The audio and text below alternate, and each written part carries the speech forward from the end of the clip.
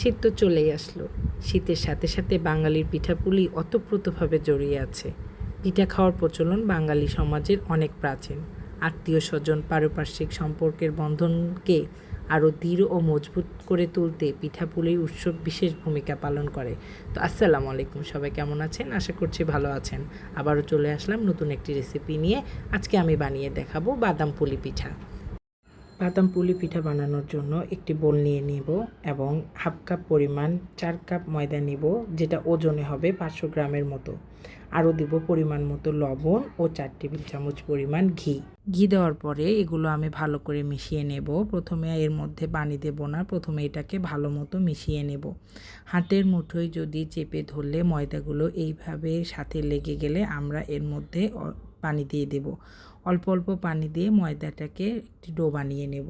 এই ডোটাকে বেশি নরম করে মাখলে হবে না, একটু শক্ত রাখতে হবে। ডোটা বানানো হলে নরম হওয়ার জন্যই ডোটাকে আমি 10 মিনিটের জন্য রেস্টে রেখে দেব এবং অবশ্যই ঢাকনা দিয়ে ঢেকে রেখে দেব। ঢাকনা ছাড়া রাখলে জিনিসটা আরও অনেক বেশি শক্ত হয়ে যাবে।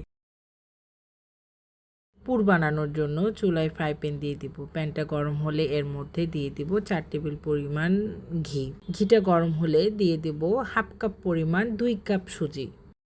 সুজিগুলোকে ভাজার জন্য অবশ্যই চুলার টেম্পারেচার আমি লোয়ে রাখবো। সুজিগুলোকে ঠিক ততক্ষণ ভাজবো যতক্ষণ না পর্যন্ত এর একটি হালকা লাল রং ধারণ করে। হালকা লাল রং ধারণ করলে বুঝে নেব সুজিগুলো ভালো মতো হয়েছে। চুলার হিটটাকে আমি লো রাখবো। চুলার হিটটা যদি হাই রাখি তাহলে কিন্তু এটা পুড়ে যাওয়ার সম্ভাবনা আছে। তো দেখতেই পাচ্ছেন আমার সুজিগুলো ভাজা হয়ে গেছে। এখন আমি এটাকে ঢেলে রেখে দেব।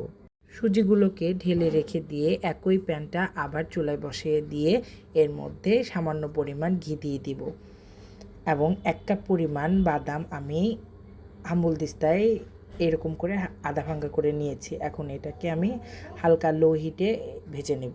কাজু বাদাম হালকা ভাজা হলে এর মধ্যে দিয়ে দিব হাফ কাপ পরিমাণ পেস্তা বাদাম। এখন একসঙ্গে ভেজে নেব। আমি আবারও বলছি, সব উপকরণ লো হিটে বাদামগুলোকে আমি ভেজে নেব। বাদামগুলো হালকা বাদামি রং হলে এর মধ্যে দিয়ে দেব হাফ কাপ পরিমাণ নারকেল কুড়ানো। আবারও এগুলো সব উপকরণ একসঙ্গে আমি ভেজে নেব। দেখতেই পাচ্ছেন বাদামগুলো খুব সুন্দর বাদামি রং ধারণ করেছে, তার মানে বুঝে নিতে হবে বাদামগুলো আমার ভাজা হয়ে গেছে। এখন এগুলোকে একটি আলাদা পাত্রে আমি রেখে দেব। আবারও একই প্যানের মধ্যে দিয়ে দেব 200 গ্রামের মতো খোয়া ক্ষীর। এটাকেও লো হিটে রেখে আমাদেরকে ভাজতে হবে। আস্তে আস্তে যখন এই রকম হবে তখনই আমরা এটাকে নামিয়ে ফেলবো। এখন একটি ব্লেন্ডারে 4 চামচ চিনি এবং 2টো এলাচ আমি ব্লেন্ডারে ব্লেন্ড করে নিয়েছি। দেখতেই পাচ্ছেন আগে থেকেই ভেজে রাখা বাদাম, সুজি ও খোয়া ক্ষীর একসঙ্গে রেখেছি। এটাকে কিন্তু আমি ঠান্ডা করে নিয়েছি। গরম অবস্থায় মেশানো যাবে না, তাতে হয় কি মেশানোটা ভালো হবে না। এখন এর মধ্যে আরও দিয়ে দেব 4 টেবিল চামচ পরিমাণ চিনি গুঁড়া, যেটা আমি আগে থেকেই ব্লেন্ডারে ব্লেন্ড করে রেখেছিলাম। এখন সব উপকরণ একসঙ্গে ভালো মতো আমি মিশিয়ে নেব।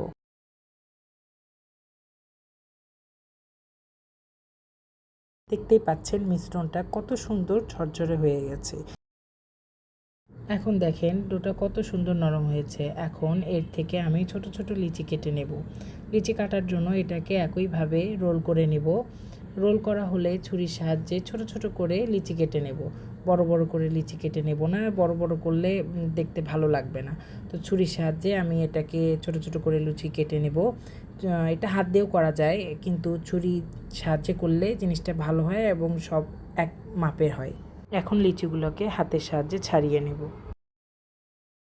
এখন হাতের সাহায্যে এটাকে আমি গোল করে নেব। গোল করে নিয়ে বেলে নেব। আমরা যেভাবে লুচি বেলি ঠিক সেভাবে বেলে নিলেই হবে।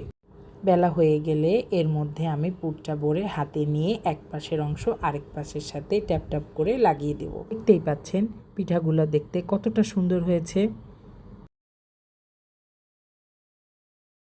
ঠিক একইভাবে আমি পুর ভরিয়ে কাঁটা চামচের সাহায্যে ঠিক এইভাবে পিঠাটা বানাবো। যাদের কাছে আগের পদ্ধতিটা কঠিন লাগে বা বানাতে পারছেন না, তারা এইভাবে বানিয়ে নিতে পারেন। দেখেন এই পিঠাটাও সৌন্দর্যের দিক থেকে কিন্তু পিছিয়ে নেই, কতটা সুন্দর হয়েছে। তো দেখতেই পাচ্ছেন আমার সবগুলো সুন্দর পিঠা বানানো হয়েছে। পিঠাগুলো দেখতে কেমন হয়েছে কমেন্ট বক্সে জানাবেন। কিন্তু পিঠাগুলো ভাজার জন্য একটা প্যানে পরিমাণ মতো তেল দিয়ে দিয়েছি। যেহেতু আমি পিঠাগুলোকে ডুবো তেলে ভাজবো, তার জন্য অনেকটা পরিমাণ তেল দিয়েছি। তেলটা গরম হয়ে আসলে পিঠাগুলো আস্তে আস্তে এর মধ্যে দিয়ে দিব। পিঠাগুলো ভাজার জন্য চুলার টেম্পারেচারটাকে আমি মিডিয়ামে রেখে পিঠাগুলোকে আস্তে আস্তে ভেজে নেব। পিঠাগুলোর রং যখন বাদামি রং হয়ে আসবে তখন বুঝে নিতে হবে পিঠাগুলো আমার হয়ে গেছে। মাঝে মধ্যে পিঠাগুলোকে আমি উল্টিয়ে দিয়েছি। দেখতেই পাচ্ছেন পিঠাগুলো অলমোস্ট ভাজা হয়ে গেছে। ভাজা হয়ে গেলে একটি ছাঁকনির সাহায্যে আমি তুলে নেব। প্লিজ আমার সাইডের আওয়াজগুলোকে ইগনোর করবেন, কারণ একে তো আমার বাসায় ছোট বাচ্চা, আর একে আমার বাসা একদম মেইন রাস্তার পাশে, তো তার জন্য সবার কাছে ক্ষমা চেয়ে নিচ্ছি। পিঠাগুলো কিন্তু পরিবেশনের জন্য একদম রেডি। একইভাবে অন্য পিঠাগুলোও আমি ভেজে নেব। দেখতেই পাচ্ছেন পিঠাগুলো দেখতে কতটা লোভনীয় হয়েছে, খেতেও কিন্তু দারুণ হয়েছিল। আশা করছি ভিডিওটি আপনাদের ভালো লেগেছে। ভালো লাগলে লাইক, কমেন্ট, শেয়ার দিয়ে আমার পাশে থাকবেন। দেখা হবে ইনশাল্লাহ নেক্সট কোনো রান্নার রেসিপি নিয়ে। সে পর্যন্ত সবাই ভালো থাকেন, সুস্থ থাকেন। আল্লাহ হাফেজ।